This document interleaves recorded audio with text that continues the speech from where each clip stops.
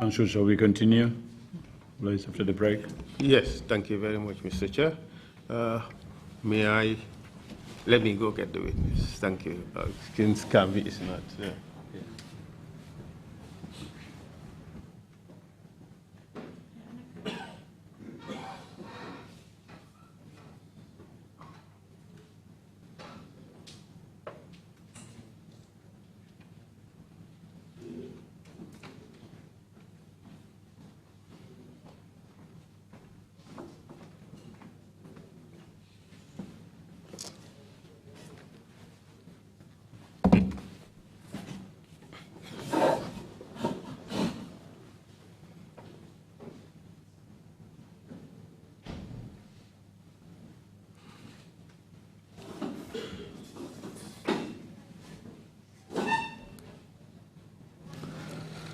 Welcome back, Mr. Sowe. Thank you, Lead Counsel. Mr. Sowe, ñu la dalal waat fi. Jërëjëf, Lead Counsel. Before the first break, we were talking about the torture of Ibrahim Barrow. Balaa ñoo dem noppale ko woon ñu ngi doon waxtaanee fii naka lañ doon bugal di métital ku ñoo wax Ibrahima Barrow. And then the last question I posed. Suma laajee mujjantel bu ma waxoon fii. Mooy the talk through machine, mooy machine bi doo forcer nit ñi pour ñu wax dëgg. That's the. So tell us about the existence of this machine and what you know about it. Léegi wax ñu si lu dem si wàllu machine bii nii nu moo doxee. Thank you, Mr. Lead Counsel. Jërëjëf, Lead Counsel. Probably before I list, if you will permit me, I just want to set for the record of yesterday regarding two matters for the historical records to be rightly written. Regarding the Bonto case, I remember Lead Counsel mentioning it. And I think the year around which we discussed it was 2009.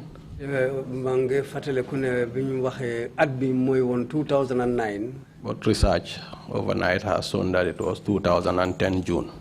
2010 June. Similarly, in the case of General Bubu, his presence in the Gambia at the time was aimed at helping the peace process in Bissau, as his presence then was deemed to be, for that period, be unhelpful to peace.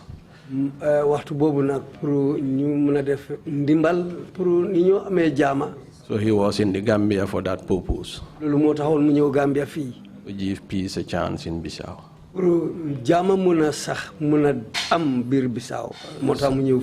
So it wasn't by what I came to know.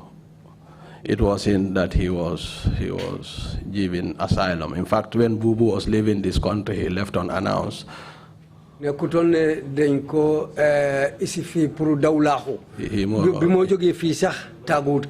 or less left and returned to Bissau. Just for the records. Yes, he was hosted by government and provided with a vehicle, and the required security arrangement were placed for him. So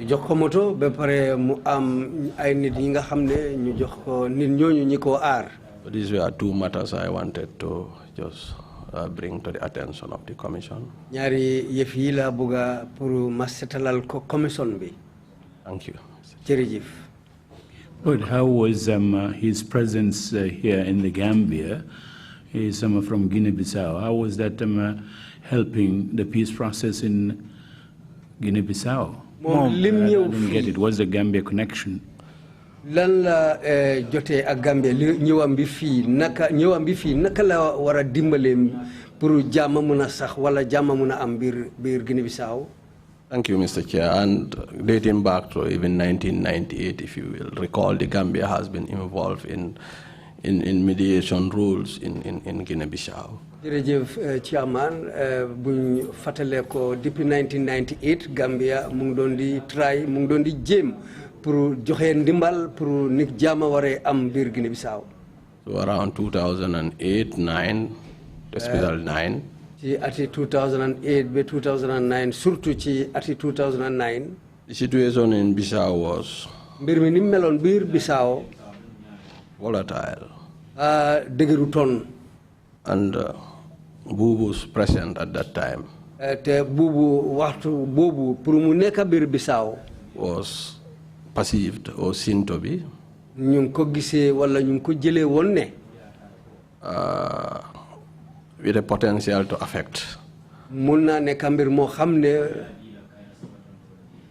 I don't want to call it a spoiler's presence in the process, but he was, hence his, would I call it extraction or invitation or being invited to the Gambia. lu ma mun a wax ne pour mu nekk foofu dafa yàq mbir mi waaye nag pour mu jógee foofu daal moo gënoon moo tax ñu jox ko yoon pour moom mu gën a fa mu ñëw nekk fii. So that's what I wanted to just say. loolu laa si bëgg na wax. Coming to the question on the table. ñu ñëw ci laajte bi nga xam ne moo nekk ci kaw table bi. So can I proceed, I think? ndax mun naa continuer. Okay, I thought you were paying attention to me. Let me. The General Bubu case. Yes, sir. It wasn't as straightforward as you put it, was it?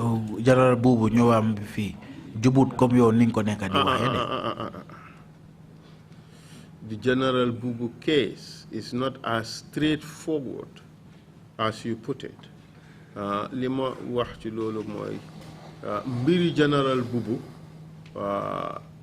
yombeewut noonu rek jubeewut noonu rek comme ni nga ko waxee. Wasn't there an attempt to secure his transfer to Angola? Ndax da ngeen pare woon pour yóbbu ko mu dem si dëkk bu ñoo wax Angola.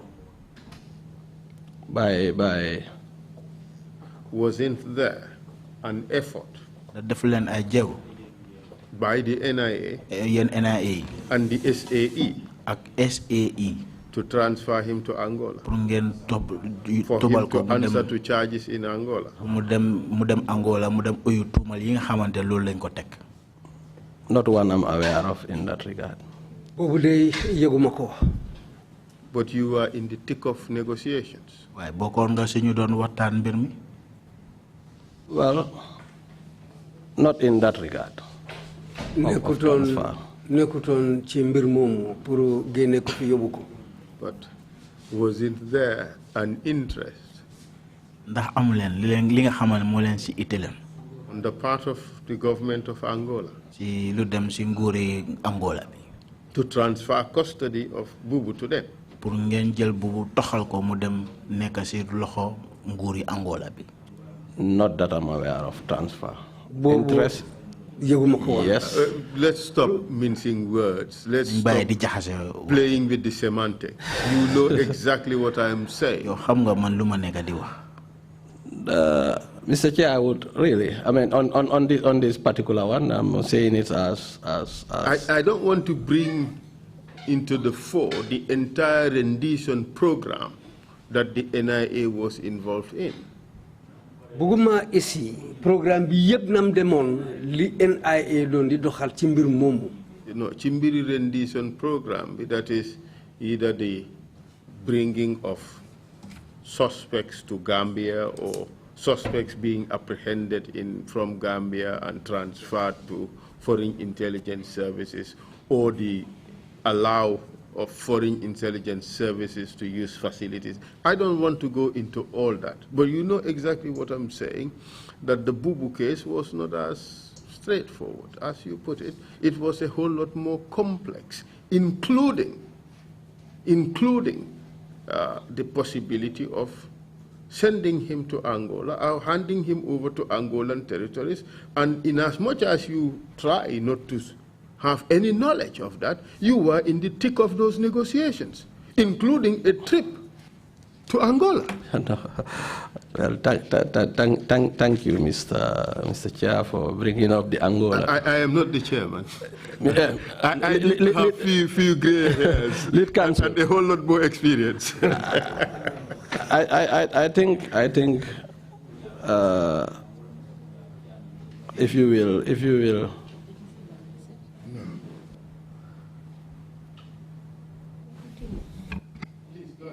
My visit to Angola was part of a continental conference.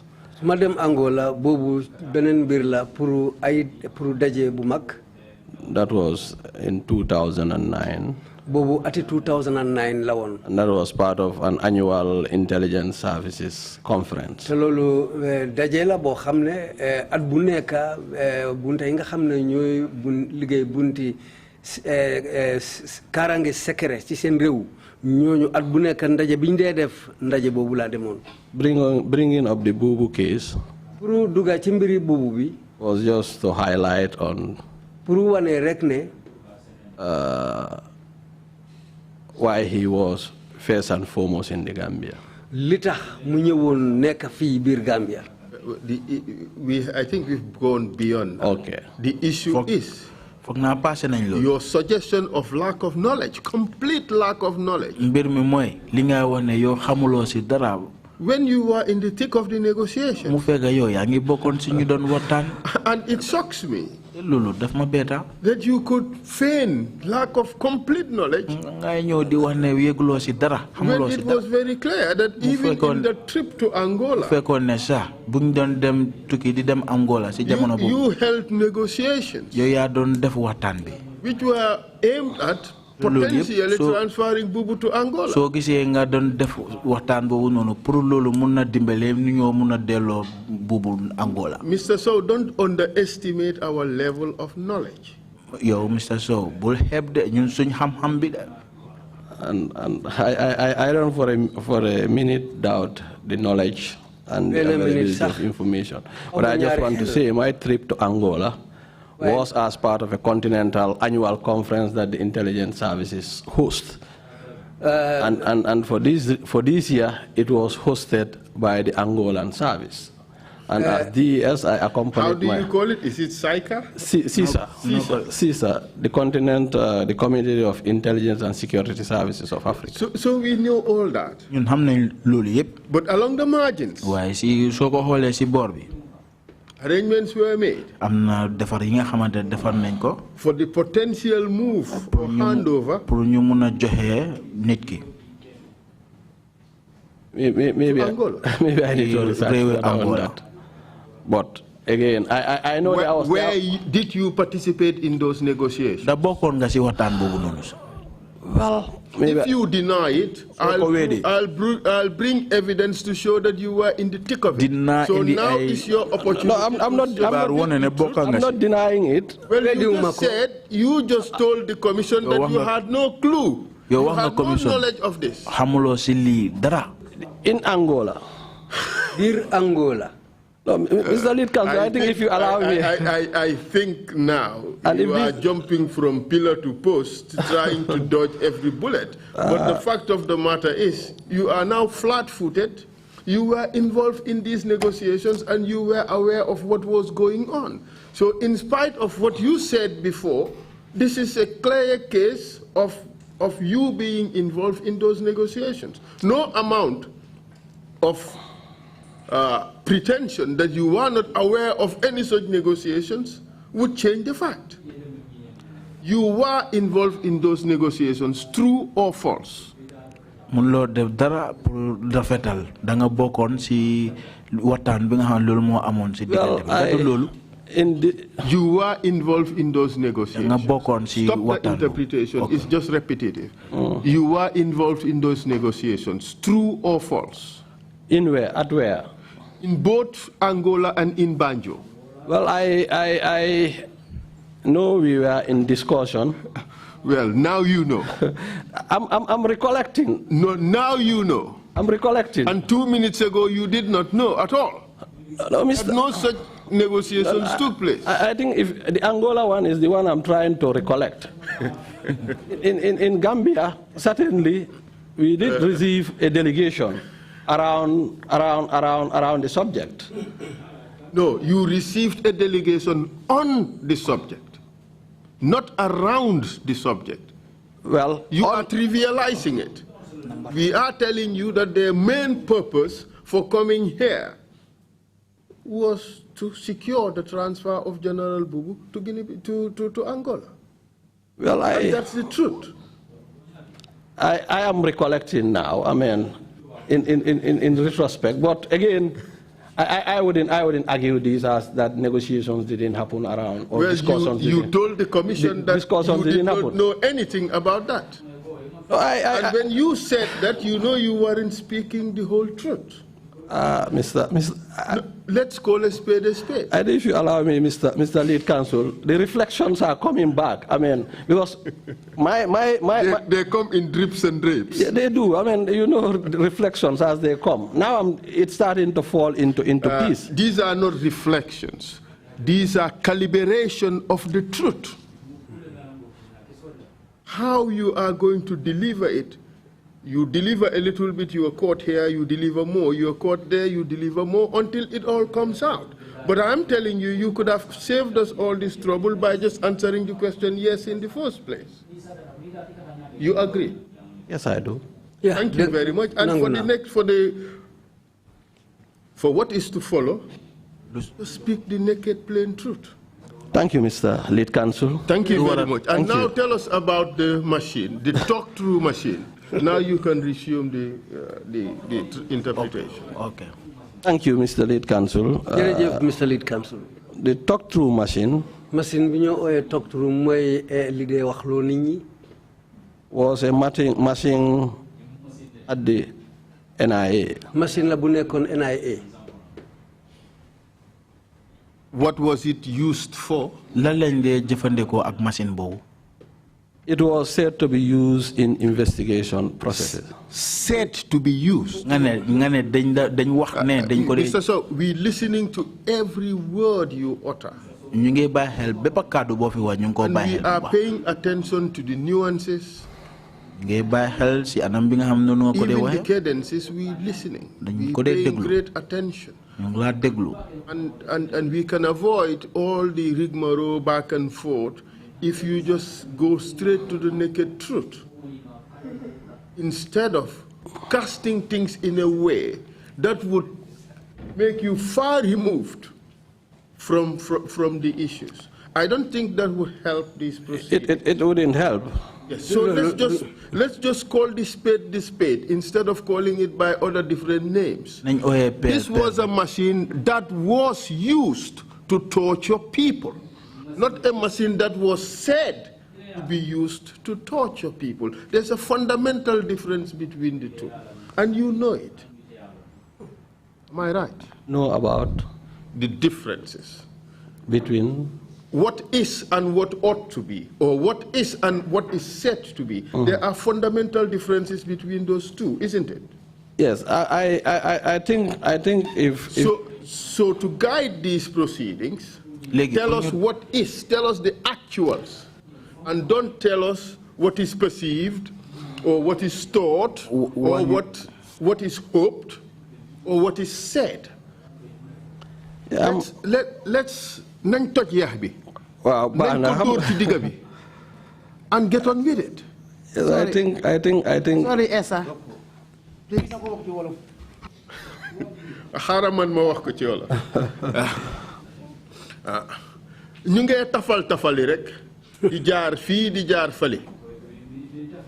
Mbir mi nañ ko ooyee lim doon. Nañ toj yax bi. Di ñu wax ne nee nañ nii la. O yaakaar nañ ne nii la o foog nañ ne nii la loolu taxut ñu nekk fi li tax ñu nekk fi mooy lii lañ ko daan jëfee lii nii la tudda lii lañ ñu daan defal ñu wax mbir mi jaar ca digga ba wax li xew moo gën ñuy jaar fii di ko rafetal di ko ñab-ñabal loolu tax ñu fee toog. Jërëjëf, thank you, Mr. Council. I think jërëjëf Council. I'm starting an explanation. maa ngi door pour waxtaanee mbir. In direct terms. Well, I'll come to the direct terms if you kindly permit me. ci digga bi wax bi ni mu war a waxee ni ma ko war a waxee. The torture machine. machine bi pour métital nit ñi. I underline that. The torture machine. Thank you very much. Proceed. The torture machine, the talk-through machine, the torture machine. machine bi dee métital nit ñi mooy machine bi dee waxloo nit ñi. Was a machine I heard of. machine la boo xam ne dégg naa ne. Did you see it? I'm coming. ndax gis nga ko gis nga machine bi. Just kindly permit me to proceed. Même Yes, I saw it. So I'm coming to.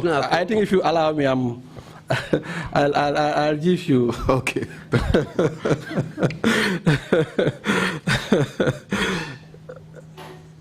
Initially, for many years being in the service, I heard about the torture machine. ci njëlbeen bi bi ma nekkee ci liggéey bi bi ma duggee ci liggéey bi dégg naa mbiri machine bi. Until 2003.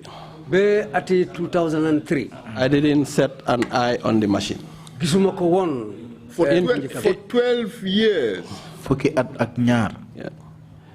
Yes. For 12 years, yes. You did not see the machine. Gisloo machine bi. Yes. Which had acquired legendary status. Yes, I didn't see it until when I took over as officer commanding investigations. Be waxtu bi ma jëlee place boo xam ne mooy ki jiite mbiri gestu bi. I saw what now I come to know. ci laa gis machine boo xam ne ñu ko mujjee xamee ne. I saw what I now come to know. ma ñëwee xam ne. You know that is not a statement of fact. Well, I didn't see it then, so I couldn't know it. Now that I've seen it physically. Mr. Sowe, you are not seeing it now. You saw it then. As at the time you claim to have first seen it, you had assumed responsibility as head of investigation. Yes, 2003. So as at 2003, you knew this was a torture machine. You are not knowing it now. 2003 nga xamne machine bobu. No, I think Mr. Lead Counsel, if you allow me, I'm not denying knowledge of it now. I'm just explaining from hearing to establishing, seeing it now physically in 2003. Until then, I've never set an eye on it, and that's not unusual for people in the head office not to see what is in other offices. Because if you are not in that particular area where probably the machine is, then you may not. And it may not be just the machine. You may even be with your colleague in the headquarters. It could be for weeks. You may not have seen it because of the compartmentalization. This is plausible deniability. No. No. What I mean is,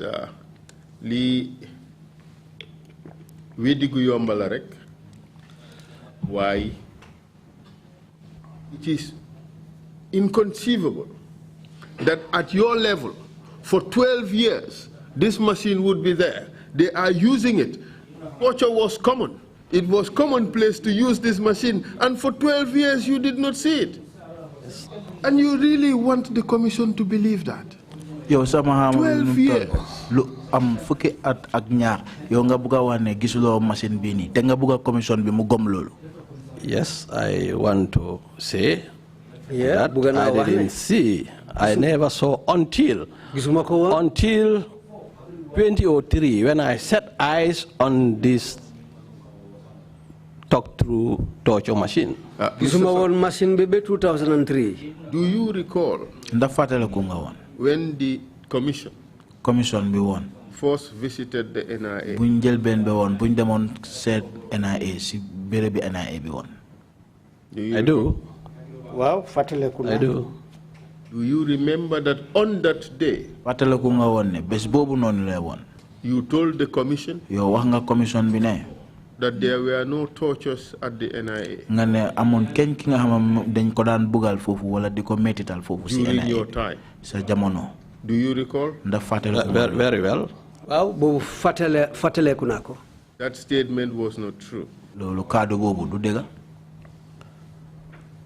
Well, witness torture was what I would have understood it to be. Well, lima ko xamé won moy pour mbugal cédé yi fofu lolu lañ ko daan di jëfo. I didn't. Again, if Mr. Sowe, Mr. Chairman, we have Mr. Lead Counsel, we have the tapes, Ñi amé fi tape bi da. and the commission would go back and look it up. Nañ ko jëlaat ñu sétat ko commission bi. Don't dig yourself a hole where the commission will start to view you differently. Bul gas pax. Bul tax commission bi ñu gisé la ci benen anam. You have appeared quite honest. Yow yaa ngi ñëw fii nuroo ki nga xamante ne ku jub la. You are accepting facts, yaa ngi nangu li nga xamante moo doon xew. even very difficult ones. su fekkee ak ñi nga xamante sax ñoo gën a métti sax yaa ngi koy nangu. But don't change the perception that the commission would have of you. Comme waaye bul wecci li nga xamante noonu la commission bi téye.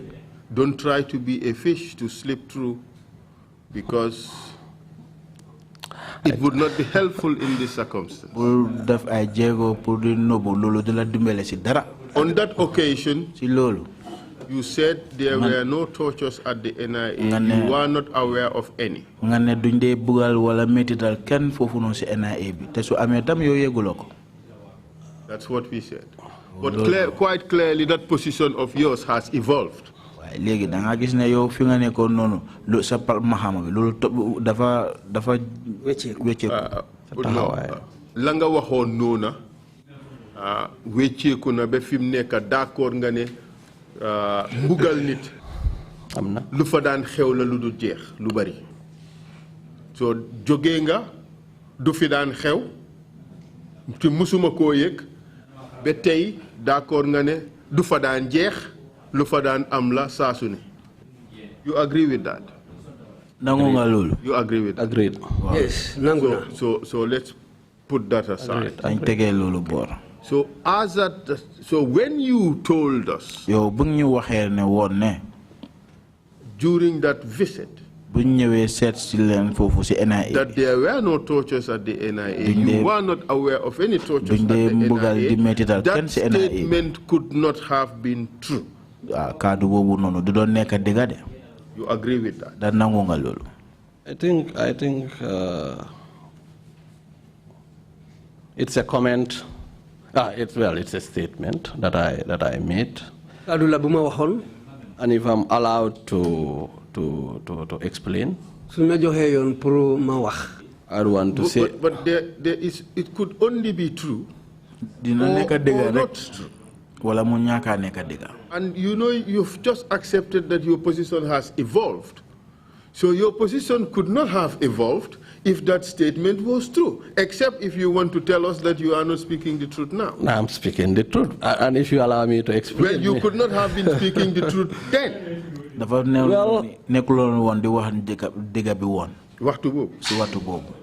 I think I was speaking the truth as I understood it then. Now, are you suggesting that the truth has changed? Well, it's evolved. The scope of knowledge about the truth, about the torture, have become more established. Let's explore that. Like I said, it would not give me pleasure to discredit you.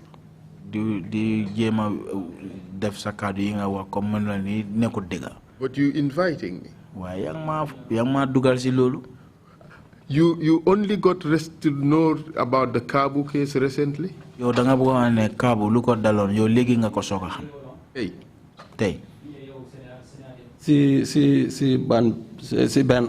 that he was tortured, brutalized in the most inhumane way, as you described it. You only got to know that now? I think, Mr. Chair. Just answer the question. Did you get to know that now? I knew that since. Okay, so when I asked you this question, last year, when we visited the NIA, you did not know about the torture of Cabo? I knew. Why did you tell us that there were no tortures at the NIA? That they don't torture people there? And that's why, if you kindly allow me, my understanding, and that's I think what I wanted to say, Mr. Lead Counsel, was that if it happened, even though, because I was between awareness and witnessing. And I don't want, if you will permit me. But even at that. If you will permit me, Mr. Lead Counsel. Proceed, please. I think we can proceed on this matter. That torture did take place. If during the visit I have said otherwise, I wish to now state on the oath that with now the level of knowledge and understanding and what I know to be, I wish to state in place of the earlier statement during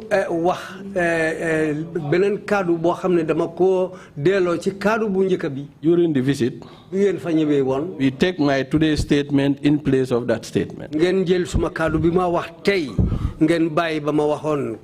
I am sorry, with all due respect, I'm not prepared to settle for that. Okay. It's an oversimplification of the issue. And you want to bury the issue in the dust, and we have to dissect the situation and see it clearly for what it is. As at the time we spoke to you, you had full knowledge of the fact that the NIA was a torture center. You had that full knowledge. Well, not full knowledge as I now know. Okay, you want to tell us, okay, now you know about more cases. Yes. Yeah, but it does not change the fact that you knew fully well that torture was common. Not on the scale at which now I know it. If that will help. As at the time we spoke to you, you knew that torture was common at the NIA when you worked there.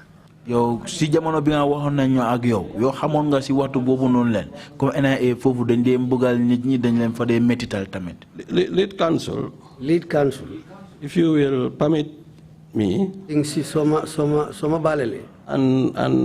play that video, I think it will help me. So video it's not necessary. We're going to waste too much time. The commission will take a look at it. You understand? You knew what you said. You clearly denied torture. I don't think I denied torture. From my understanding, when I was speaking to you, I don't think I flatly, completely denied torture. I think my understanding then was, did I witness torture? I might have seen the results of torture.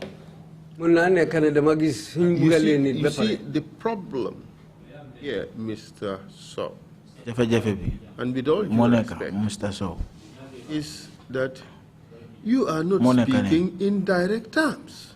You always calibrate your language to distance yourself from the issues.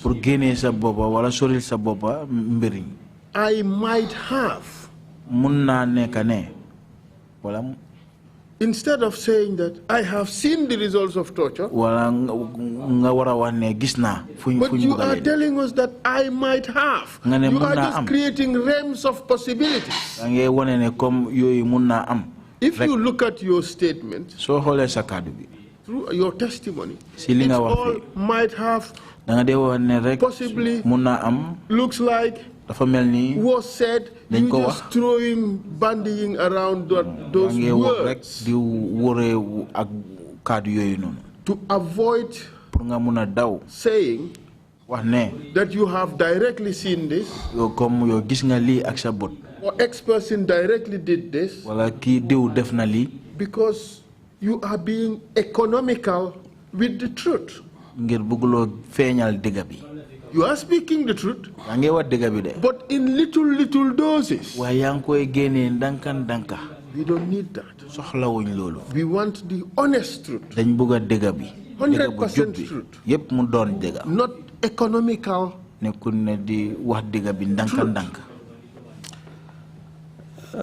Did you see the direct effects of torture on victims at the NIA?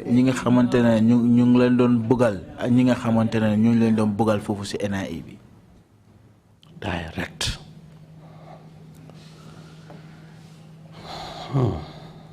It's tough. We know. It's tough. Buying time. The engine is working. It just shows that you're being economical with the truth. And I want to spare you that. I will roll the red carpet.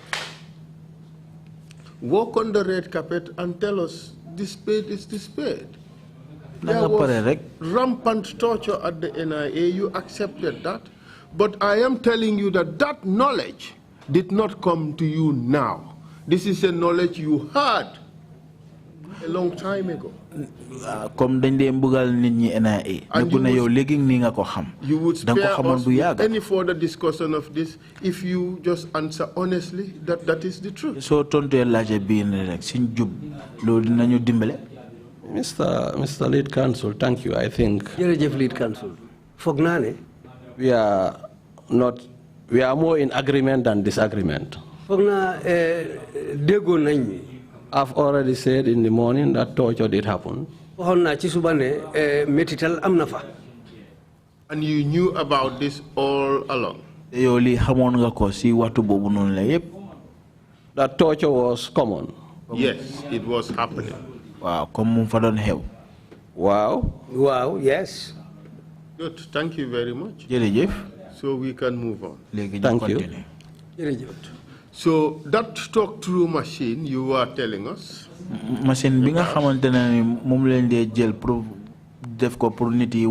it was not only in 2003 that you knew that it was being used to torture people. You knew all along that it was being used to torture people.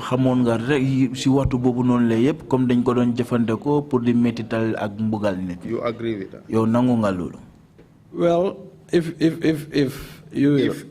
you've started again. No, please. Mr. Lead Counsel, I'm just been, if witnessing where it was used on people for torture purposes, I may say no, I've not. If awareness of it, that it's use, it's present in the agency, yes.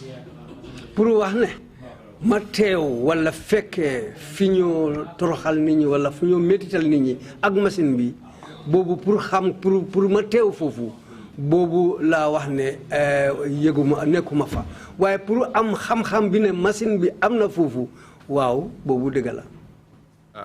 He didn't stop at that. Ak ne dañ ko fa daan jëfé di ci toroxalé nit ñi lolu xamone nga ko. That's what you said, correct? Dégoon naa ko. maa ko doon dégg. It's not déggoon nga ko. xamoon nga ko. yëgoon nga ko. waaye fekkeewuma ko.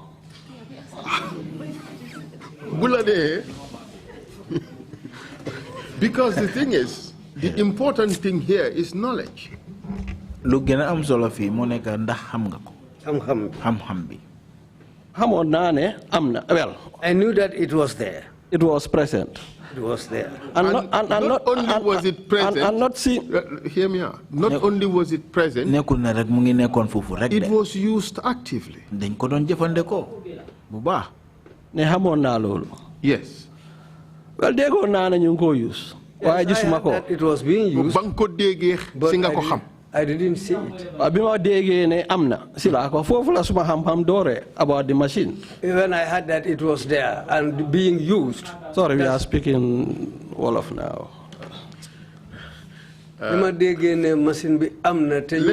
Let's make some progress. Thank you, Mr. Council. Let's make some progress. What did you do with the machine when it was officially handed over to you as one of your tools to investigate? Légui lan nga defandeko ak machine bobu jamono bi nga xam ñu leen jël liggéey jox nañ leen machine bobu nonu pour ngeen jëfandeko ko. I wouldn't remember whether it was handed. Did you say again? I said I never used it. Man musuma ko jëfo. In my period. Suma waxtu bi fa nekké. At Invest. I found it there at the Invest complex. And if I may just take back just a little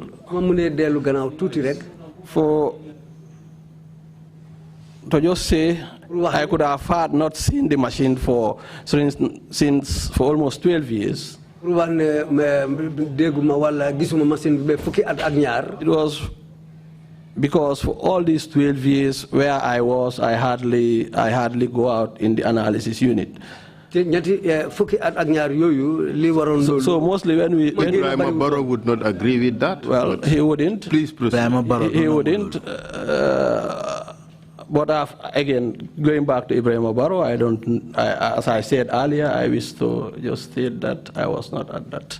But I'm sure your investigations will lead to that to establish whether I was or wasn't. So while at the Invest for 8 months, I didn't remember at any point using the machine during the course of my investigation. Do you rule it out completely? Well, I've not used it.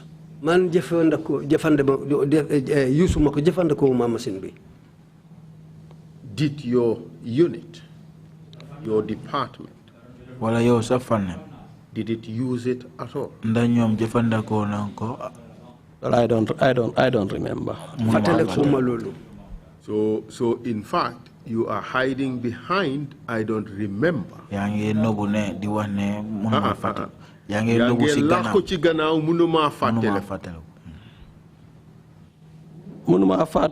Mr. Lead Counsel, if there is any case. I cannot remember. But you don't rule it out. I think I rule it out. So you are conclusively telling this commission that it was never used during your time in Invest by the investigations department. Not under my instructions. I don't remember using it. Instructing staff to use it to obtain reports. Now we are sifting the post.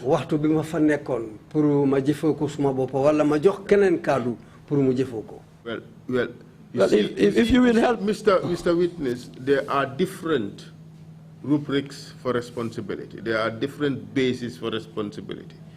The one you just ruled out is ordering. All right? That's the only one you have ruled out, that you did not order. With my instructions.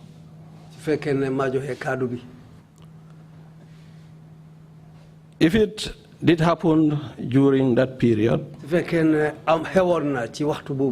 without my instruction, and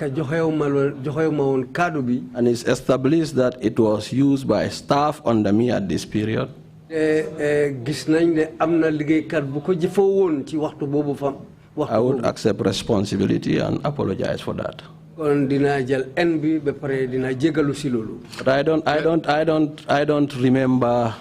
I think really. This is a period, if you will allow me to. Mr. Witness, I don't have any evidence suggesting that during your time at Invest, that machine was used. I have no such evidence. I also have no evidence that you have ordered torture. If I had such evidence, I would have served you with a notice of advertisement.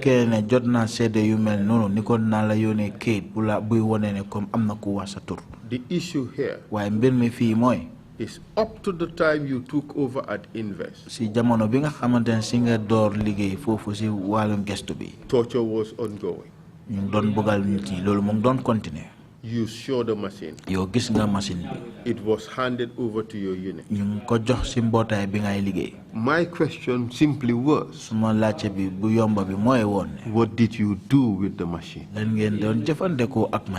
Nothing with the machine. Did you keep it? It was in the stores. In the Did you hand it over after you left? It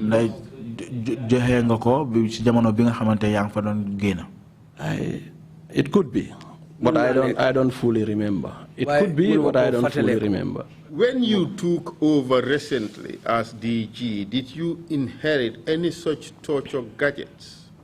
Yo, bing la jele, binga deme dona nega legi njitli fofu. Ndax mus nga gis dara li nga xamantene dañ ko dé jëfandiko pour bëggal nit ñi? No, Mr. Lead Counsel, I didn't inherit or take over any such instrument. Did it, Lead Counsel? If I wish to also say, God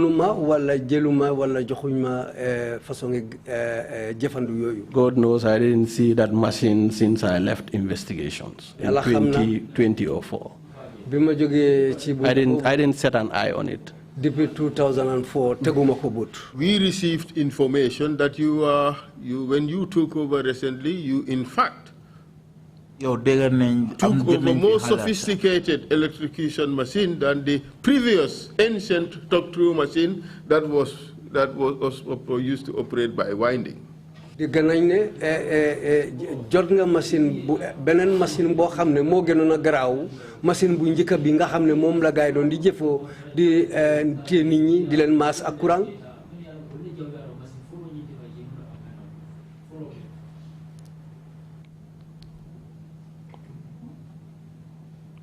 Yes, Lead Counsel. No, I'm waiting for an answer. No, I didn't take over any such machine. In fact, the evidence we received is that you destroyed the machine because you wanted to conceal evidence of tortures that were ongoing at the NIA.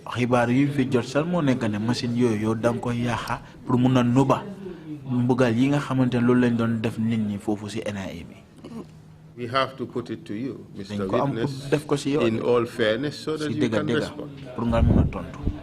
No, I didn't take over any such instruments. Man, donuma ben machine bu mel non.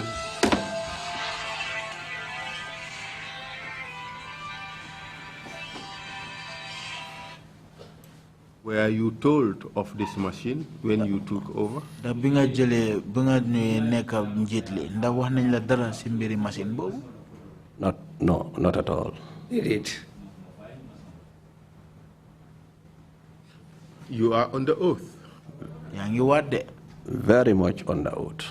Diga wat na. You did not receive any more sophisticated talk-through machine, electrocution machine. Not at all. Lobu amut. Never. Musuta am. Did you destroy any such equipment? Bagage yu mel non da yaxa nga ci ben? Never. Did it? Musuta am. Did you take any steps to cover up the tortures that were taking place at the NIA? ndax jël nga ben jéego pour nuba mbugal ak metit yi nga xamantene mo doon xew fofu ci NIA bi? No. Did it?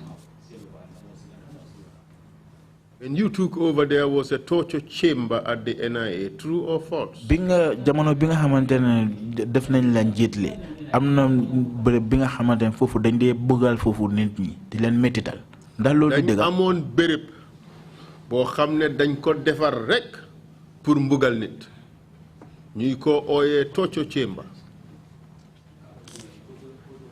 Is that true or false? There was a torture chamber at the NIA when you took over.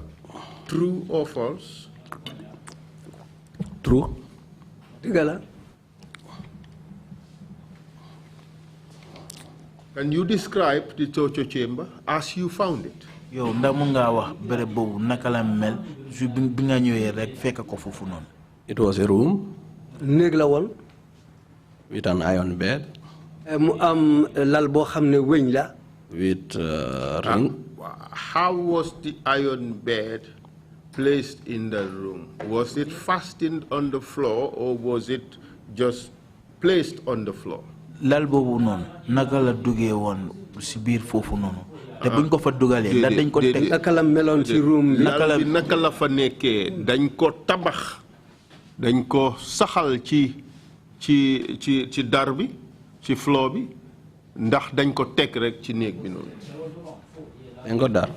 It was fastened. So it was fixed. Firmly fixed. dañ ko tabax ba mu dëgg.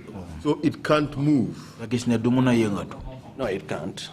déedéet du dee mën a yëngatu. Tell us about the color of the paint in the room. wax ñu couleur bi nga xamante ne moom lañ couleur si biir néeg boobu noonu. It was reddish. I think it was red oxide. dañ ko peinture mu xonxa. It was not reddish. It was red. There's a difference between reddish and red. It was red. waaw peinture bu xonxa la. peinture bu xonxa la. Signaling danger. loolu moo wane ne lu bon. Signaling danger means lu raglu. Correct? dëgg la. It also had circles. mu ngi amee ay ceene. boobu tam dëgg la. We have had witnesses who come here am nañ fi ay seede ñu fi ñëw. to say that when they were being tortured in that torture chamber, suñ leen dee mbugal si bërëb bi mbugalee kaay boobu noonu. they were placed on the iron table that was fastened on the floor. dañ leen dee teg si table boobu noonu nga xamante ne ñu ngi ko tabax si kaw si foofu noonu si suuf. Their hands and legs placed in circles. loxo yi ak tànk yi yëpp ñu dugal ko si biir ceena. ñu ngi ko ceene ci lal bi. si lal bi.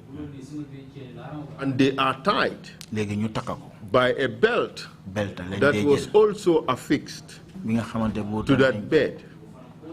dañ ko posé foofu noonu si lal bi. And beaten mercilessly. dóor ñu laa dóor yi métti sax. From what you have seen in that room, yow li nga gis si biir néeg boobu.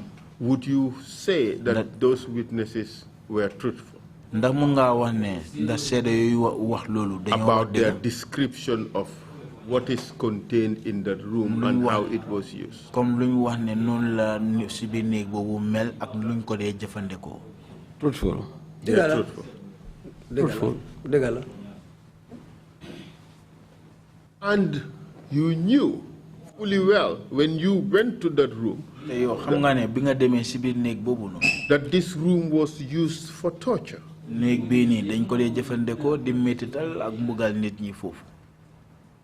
What did you do with it? Thank you, Mr. Lead Counsel, for bringing.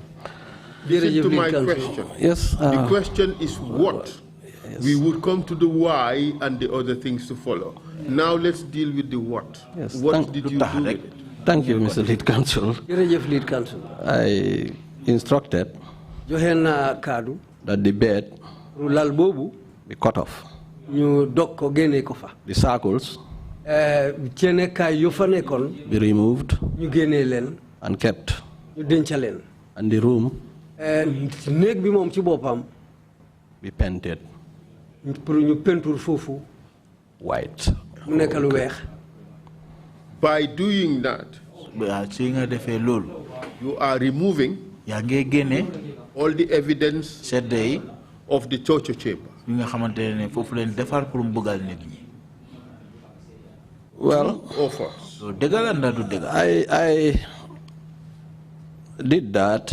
If you don't give me reasons yet. Let's just talk about what was done. By removing that, you agree that you are removing all the evidence of torture.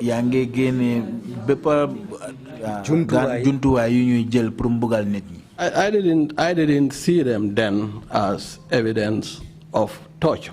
waxtu boobu gisuma bagage yooyu ne jumtuwaay lañ pour toroxal nit ñi. How did you know that that was the torture chamber? When I took over the service, I was on a tour of the complex.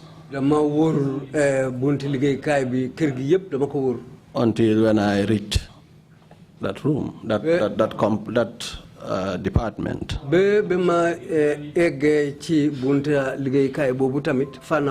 I entered. I saw what. How did you feel when you saw what you saw? Shocked. Very, very, very shocked. And why were you shocked? Because that was excessive. And it was purely. And what made you think that this was excessive? Seeing an iron bed. Plain iron bed. With circles. Clearly. What did that tell you? Torture. That was. Yet you told the commission 2 seconds ago that you did not know that this was evidence of torture. I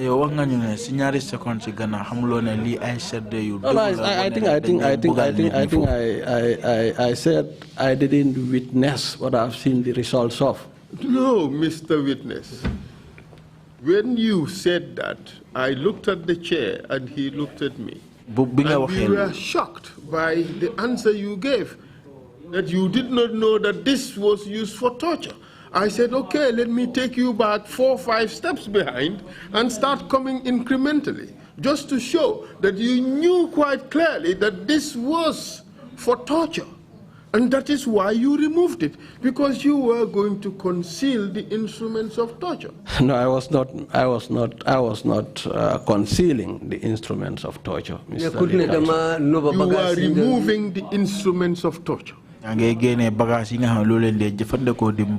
You were removing the instruments of torture. Yes, I removed the instruments of torture. And you painted the torture chamber from what it was to something else. Yes, I did. You completely changed the character of that room from a torture chamber to a simple room. Normal office. Agreed. You concealed. Well, You concealed the character of that room from a torture chamber to a simple office. Well, that was not the motive. My reason for removing that was the shock and my deep disappointment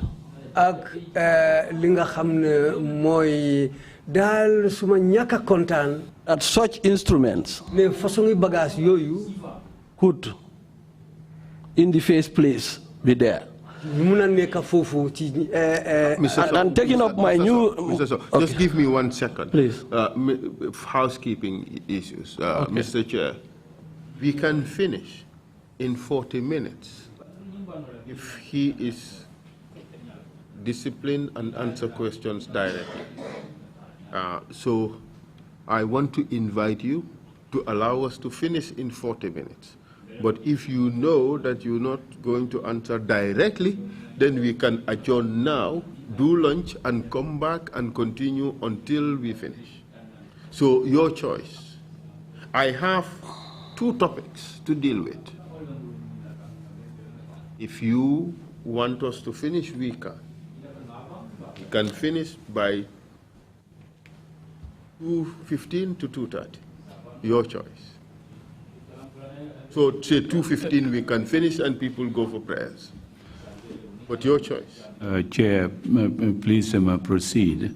We will proceed until we get the answers that we want. Yes. Please go ahead and do that. And just one intervention on the point. When did you remove those elements in that room, and when did you make the change? Was it after we had already communicated to you that nothing should be tampered with, nothing should change, or was it before you got our communication? And this was far. This was just when I assumed office. In the first or second weeks, I wouldn't remember, but this was even far before anything like this was, like the TRRC was made mention of. No. If that's what you mean, okay. Mr. Chair. The timing. Yes, the timing. That happened. Council, please continue. Mr. Chair, this thing happened before we wrote to him and submitted that cease or desist letter. All right? It happened before. Yes, long before. Yes. But, Mr. Sowe, when you did that, and you changed the character of the room, in fact, you did not stop there. You did not stop at changing the character of the room. You changed the character of a lot of places in the NRA, correct? Yes, correct. In fact, you awarded a number of contracts correct. to rehabilitate and refurbish the NIA. Correct. Here is one contract with Jigo Construction. And this was 1st May 2017, 1st August 2017. August 2017. Right? Give it to him. This is a second contract with Jigo Construction. On the 4th day of June 2018. June 2018. Correct. This is a 3rd contract with Jigo Construction. On 16 November 2018. Correct. 2018. A 4th contract with Jigo Construction. 11 April 2019. Correct. A 5th contract with Jigo Construction. 11 November. 16 November 2018. I am losing count. Did I say 5th? The 6th contract with Jigo Construction. 16 November 2018. November 2018. Are they the same? Let me see. This one and this one. Okay. The 6th contract with Jigo Construction was for the main administrative building. That was 4th June 2018. And then this one, 7th contract with Jigo Construction. 16 November 2018. November 2018. 8th contract with Jigo Construction. For security guard room. 14 November. Please pass it on. These are all contracts, 8 contracts you have signed with Jigo Construction. I wouldn't ask any questions about that. But, Council, hold on a second, 8 contracts on different tasks. yes, with Jigo Construction. Correct. Wow. This included changing the character of the notorious Bambadinka.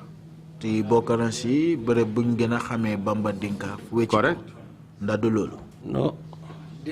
If you will allow me to explain. Please go ahead. The Bambadinka building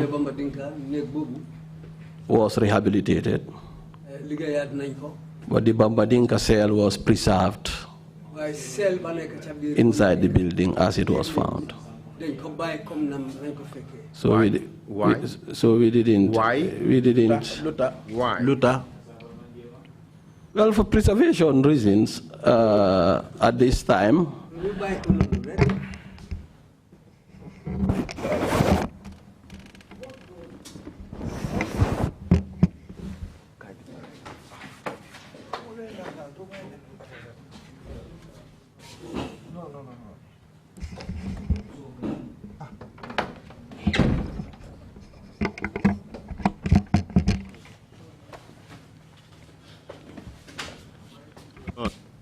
It's not, yeah, no, it's okay. Okay, It's thank okay. you, thank you, thank you, thank you. What was inside the Bambadinka room as you found it?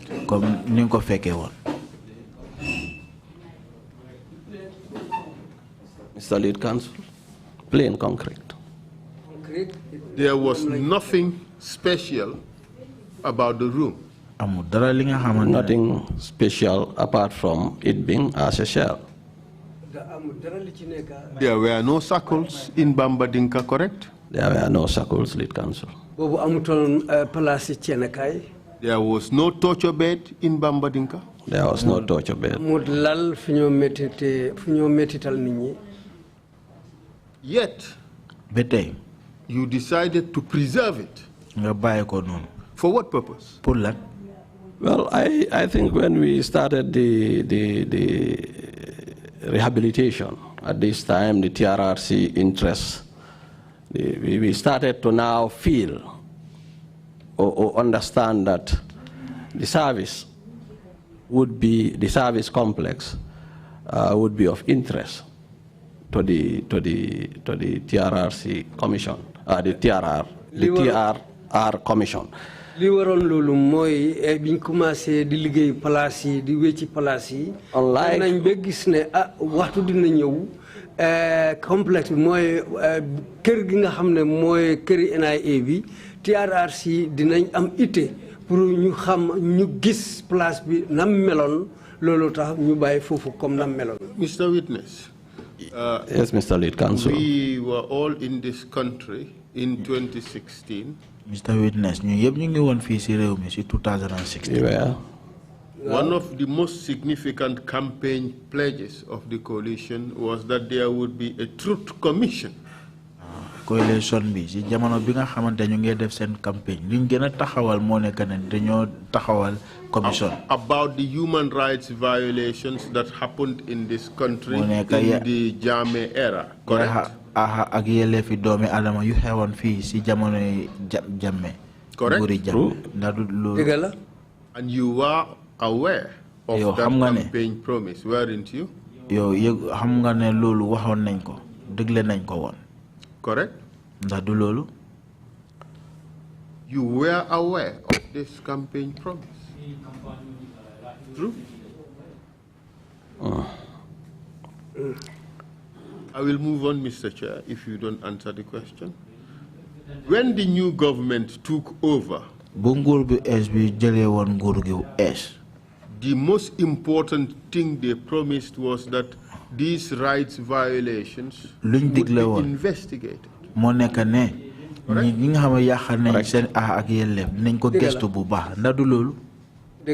Correct? Correct. You knew fully well that these rights violations would be investigated. Yo xamone nga bem la leer ne ya aha ak yelef yuñ def fi dinañ ko gestu bu baax. Correct. And you knew that the NIA was in fact at the center or would be at the center of these investigations. Yo xam nga ne NIA ñom ñoy nekk ñi nga xamantene ñooñu la ñoo gëna gestu ci seen bir ci walu gestu bu ñu waral na def. Correct. In fact, one of the most significant cases was the Solo Sandeng case. Gis nga sa case bu gënon am solo sa mo nekkon case Solo Sandeng bi won. Wow. And you knew that the Solo Sandeng case would not be left uninvestigated when you took over. Solo Sandeng case am bi duñ ko mëna bayé nonu ci jamono bi nga xamantene ci nga donal pour nekkal njit li fofu non. Correct. And you knew that torture chamber was at the center of what was to be investigated.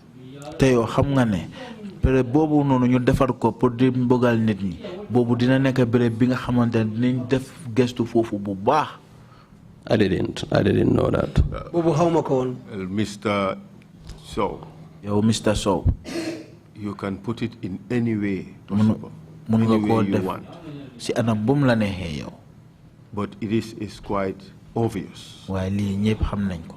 If you are going to investigate the NIA, su fekkee ne yaa ngi war a gestu si mbiri NIA. You knew that would be done. The NIA would be investigated. Yo xam nga ne NIA bi dinañ gestu seen mbir de. You knew that. Yo xamoon nga loolu. 100%. 100%. You knew that. Well, yes. As a possibility. Well, Mr. Sowe, let's stop playing games. Mr. Sowe, nañ bàyyi caaxaan bi. Solid Council, with all respect to your seat, I'm not playing any games, and I would have stated it as. But Mr. Sowe, it is. The thing is, every single person in this country who was aware of human rights violations in this country knew that the NIA was at the center of things and that the NIA would be investigated. You knew that. Don't reduce it to possibilities. This is a plain, naked fact. Everybody knew that the NIA would form part of this investigation. ñëpp xam nañ ne NIA dinañ bokk ci gestu bi nga xamante ne loolu la ñoo def ci wàllu ak yelleefi doomi aadama yu xewoon. Well, Mr. Lead Counsel, I don't know. I really don't know how to put it. man duma la ko mën a waxee. But this is a naked fact. waaye lii ñëpp xam nañ ko. ñëpp xam nañ ne that the NIA would be investigated. NIA bi dinañ leen gestu seen mbir. And you knew that. yow xam nga ci loolu. Well, I didn't, in the context of the... In any context, Mr. Okay, all right. You knew the NIA would be investigated. Well, I didn't know the NIA per se would be investigated. Okay, you knew that the human rights violations committed at the NIA would be investigated. waaye xam nga ne yaa ak yelleef yuñ def doomi aadama yi si ñu def leen ko ci NIA bi loolu nañ ko gestu. You knew that. Well, I didn't know early enough. Look, you knew it was a campaign promise. Yo xam nga ne lii dañ ko wax ci campagne bi ñu digle ko. You knew that. You've said that here. Yo That wax you nga knew loolu it was a campaign promise. yo wax nga ko fii nga ne dañ ko digle woon su buñ doon campagne. Didn't you say that? da yo wax loolu. So you knew that this was promised to happen. léegi yoo xam nga ne lii dañ ko digle ne. waaw dëgg la xam naa ko. When the new government took over, they said they were going to do this. It was one of the most important things for them. te nguur gu es bi bu ñu ñëwee loolu lañ wax ñu ne dinañ ko def. So how can you sit here and tell us you did not know that this was going to happen? nga ne xamuloo ne lii dina. What I'm saying is li ma wax mooy that the whole NIA yëpp from the complex doore ko néeg bi kër gi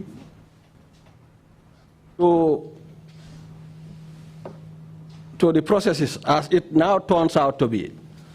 doore ko kër gi ak lañ fa doon di def ni ko doon di defee comme ni mu feeñee léegi pour ne dinañ gestu ci and I'm saying this, Mr. Lead Counsel, in the context of ma ngi wax lii ci anam boo xam ne the renovations and the removal of that iron bed, which if you will allow me, as I said, I owned up to have removed it, but not to conceal evidence. For me, when I moved there and I said, this is not the way we're going to do business again in this service. Cut this, I don't want to see this again. Paint the house, and that was the reason why at that time I took that action. Not thinking, not knowing, not for one moment thinking that this would become a matter that will be interpreted as concealing of evidence. Okay. Let's take it step by step. Like I said, it could be very easy if we have a direct and straightforward admission. It's quite easy. If we don't have that, we would have to go around to find it, and we will get it. The only difference is it will take longer. When you saw that room, you said you were shocked. Very shocked, Mr. Council. You were shocked, not because here was a room, but you were shocked by the evidence of the instruments of torture. Yes, I was. And the government had promised that they would investigate all these tortures that were happening by the Jammeh government. Digle na ne nañ gestu mbir yi nga xamantene lool mo doon xew ci jamono Jammeh bu mu amé won réew mi fi. They said that, didn't you? Ndax waxuñ lool. Wax nañ ko. It was that government that appointed you to this lofty position. Ñoo la jox maxama bi nga nekk ni. Thank you, Mr. Council. Jërëjëf, Mr. Council. And here you were face to face with the instruments of torture that the government said they were going to investigate. Légui yaangi ni jakarlo ak bagage yi nga xamantene ni nguur gi loolu lañ wax ne dinañ ko gestu. Correct? Da du loolu. Well, Mr. Lead Counsel, I didn't know then, as I know now, that that bed or that room was going to be an interest, so immense of an interest. I would have not touched it.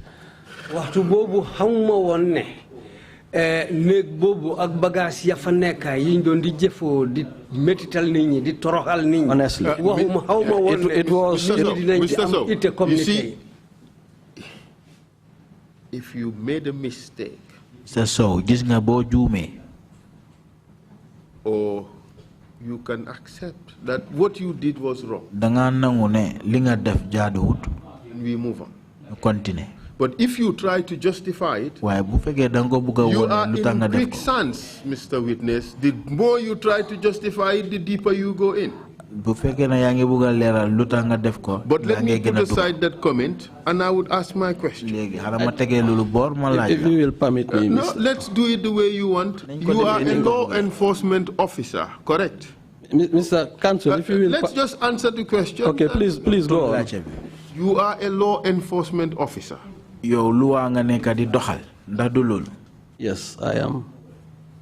You know about evidence, correct? You in fact headed the investigation center of the NIA. Yow sa yaa jiite woon fu ñu xamal foofu lañ dee def gestu yi si NIA foofu. So you know about evidence. Yow kon xam nga lu dem si wàllu yëfi serde.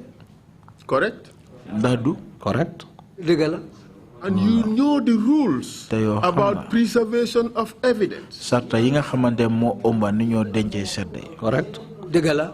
And you knew when you entered that building that this was evidence of torture. Yow te yow bu nga bëgg duggee si biir néeg boobu noonu xam nga ne yii ay bagages la yi nga xam moom lañ dee jël di métital nit ñi. Instruments of torture. Yes.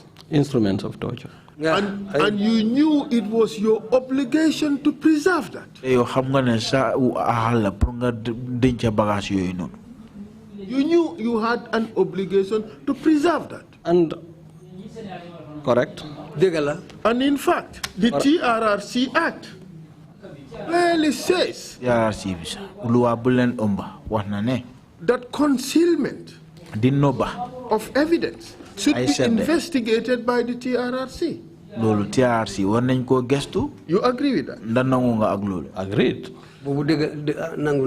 And by changing the character of the room, you have in fact tampered with evidence.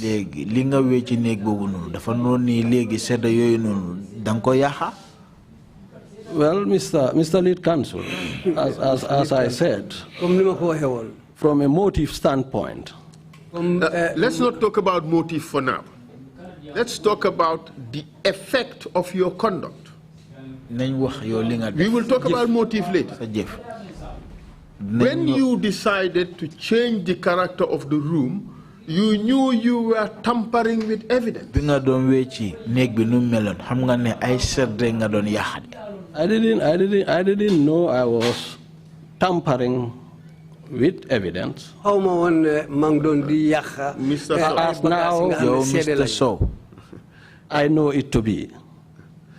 Mr. Sowe, it is not today that you know about tampering of evidence. It is not today that you have a master's degree in diplomacy. It is not today that you have a master's degree in security studies. Mr. Sowe, you are a seasoned and well-educated public servant in intelligence and diplomacy. Mr. Sowe, you sa am nga xam-xam bu xarañ ci lu dem ci walu digante rew ak rew ak nguur nu muy doxé. Even a 3 months trained recruit would know about tampering of evidence. Ki nga xamantene ñu ko jël liggé es koku dina ci diir ñetti wër koku dina xam lu ñuy oyé sédé yi nga xamantene sédé bu ñoo yaax. Even such a person would not be forgiven for tampering with evidence. Façon nit koku ku def lolu duñ ko jégal ci lu yaaxa sédé yoyu non. At the time of your appointment, you were one of the most qualified people in this country to lead the NIA. Yow si jamono bi nga xamantene ñun la doon tana pour jox la liggéey NIA pour nga nekk fofu njit bokk nga ci nit ñi nga xamantene am nañ xam-xam pour yoré maxama bobu non. Your appointment was not by chance. Yow nekkuñ na rek wërsak mo la tek fofu nonu de. You were eminently qualified. Yow da nga mut nga dang ko yelo. Don't reduce the degree of your qualification by telling us that you did not know some of the most basic issues in any investigations. You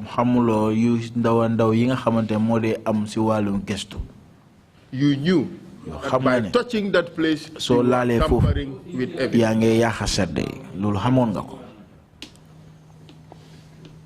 No, Mr. Lead Counsel. If I now know, if I knew what I now know, I was okay. You know that the paint was evidence of torture chamber, correct? It was fear inspiring. It was fear inspiring. So you changed that. Yes. So you have in fact changed that fear inspiring to calmness and normalcy. Yes. So you have in fact tampered with what was fear inspiring and transformed it to something that was normal and acceptable. Correct? Yes. Wow. So you have tampered with that evidence, correct? I didn't see it as evidence then, Mr. Chair. Well, you've said, but you can't have it both ways. You can't say it is evidence and then you turn around and say it's not evidence. No, what I'm saying, if you will kindly permit me, because I want to state and state clearly that I didn't do it with the motive. You're talking about motive. To tamper. We are talking about what you have done and the effect of what we have done. We would come to motive later. But let's just accept what you have done and its effects. Let's clear that first before we go to motives. You have touched that paint. I did turbo. That paint was evidence of fear inspiring, as you said. You agree? So that was evidence. So you have now touched evidence. You agree? Evidence. You have touched the evidence. You have transformed the evidence. I didn't see it as of any evidence then. For me, it was. But Mr. Sowe, you said when you entered that room, you saw the paint and you knew this was fear inspiring. It was fear inspiring. So this is evidence of fear inspiring. Yes, it was. Yes, and you knew that.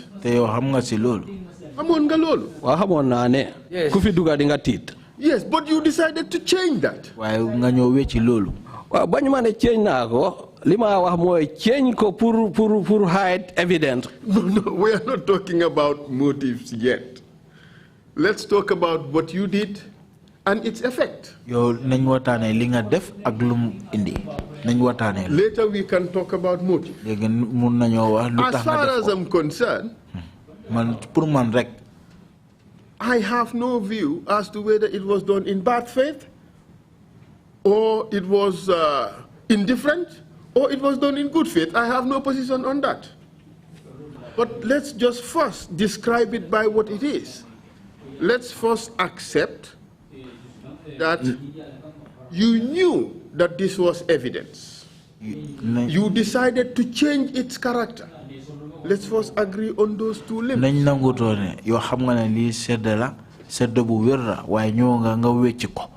Because man, we agree that it was evidence.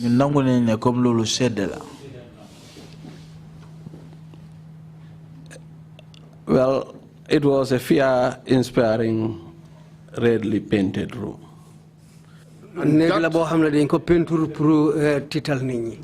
And that captures evidence of fear-inspiring. It does. To quote you. So you therefore agree that that was, in fact, evidence of a particular state of affairs. In that room. Fear-inspiring. In that room. Agreed. So you agree with that? So by changing the color, you have transformed the nature of that evidence, correct? Yes, it's changed. Wow, we agree you changed it. Yes, I have. So you have changed the evidence, the character of the evidence. Yes, it has changed by painting it red. Wow. By changing it white. So you have changed the character. It's changed in that regard. So you have obviously tampered with the evidence.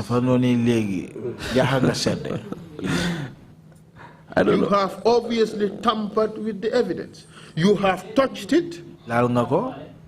You have done things to it to change the character of the evidence. You agree with that? Well, Mr. Lead Counsel, it is generally tough in here. Yeah, it's understandable that it's also tough. So and let's call this spade by its name. You tampered with the evidence. If you want, I can take another route.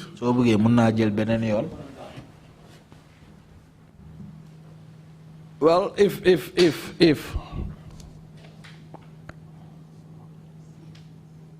it is also understood on my part that I didn't see it as evidence. Well, the thing is, you could have seen the color red and you say it's yellow. Well, it was red. It was red. Exactly, and this was also tampering. Okay, let me take a different route. If you don't agree with this route, let me take a different route. So You did not preserve it. You agree. No, I didn't preserve it. So you must have tampered with it. Well, I tell you, there are lots of routes. Yeah, I understand, but again, tampering with it was not what I meant to do. You just meant to change it. So you meant to conceal it. For me, this, it was not meant with an ill intent to paint the room. But you're still going to motive. I haven't gone to motive yet. I know you, it's all about self-preservation. It's all about how you are perceived. And I can understand that. You have an interest in how you are seen. But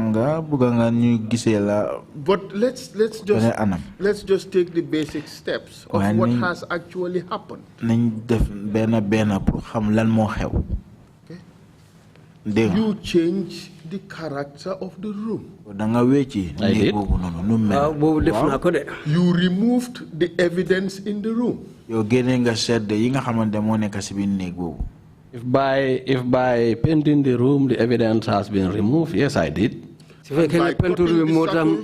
And by cutting the circles, the evidence has been removed. And by removing the bed, the evidence has been removed. Do you agree with that? Yes, I do. Well, that is the classic definition of tampering with evidence.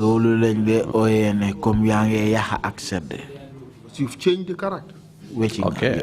You agree? I agree. That you have tampered with the evidence. Well, in that regard, I have removed the bed, entered the room, but with not an intention to tamper with the evidence. Well, you've tampered with the evidence, period. Whether it was for ill motives or for some other reason, we don't know. We haven't come there. If that's the premises, yes. So you agree you have tampered with yes, evidence? Yes, I do. If that's the premises. I now understand it to be. Yes. No. You knew at the time that you were tampering with the evidence. Mr. Sowe, you headed NIA investigations. You headed NIA external relations. You were a permanent secretary. You are not a novice in the system. You are very seasoned. So you cannot hide behind, I did not know. That is for those recruits. Certainly I didn't, Mr. Lead Counsel. If you want to put yourself in the position of recruits, yes, maybe your recruits should be laughing at you that, oh, our DG did not know that you cannot touch evidence. No, well, as far as I'm concerned then, it was not evidence. For me... Are you serious? Yes. But you just told us. Yes. 10 times that this was evidence. Now, from the discussions having followed the discussions, at the time for me, really, at the time for me, when I was doing this thing, I didn't for a second foresee. Are you suggesting that you are reckless? Put your mind to the nature and consequences of your action. I